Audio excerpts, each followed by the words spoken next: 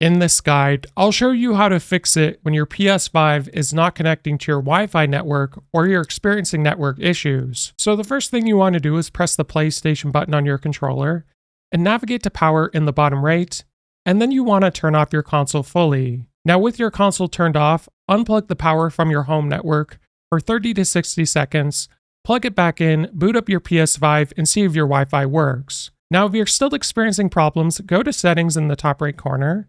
Then we're going to go to Network Settings, Connection Status, and then go to View PlayStation Network Status.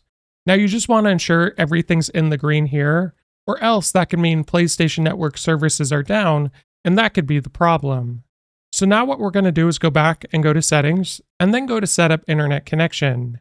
Now here's where you should be able to see your Wi-Fi network, and what I recommend is that your PS5 is as close to your router as possible, because any obstructions or long distance from it will affect your Wi-Fi internet connection. Now with your Wi-Fi network selected, press the Options button on your controller, and I recommend you forget your network and then reconnect to it from networks found, and then go back to it and press the Options button on your controller, and where it says Wi-Fi frequency bands, if your PS5 is far away from your router, select 2.4 GHz only, as this is going to provide a more stable connection, albeit it'll be a bit slower.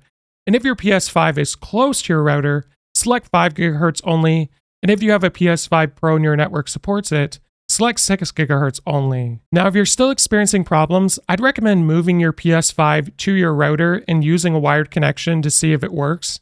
And if it still doesn't work, it could be your router, or it could actually be your PS5, in which case it'd need repair. If this guide was helpful, like and subscribe, and we'll see you in the next one.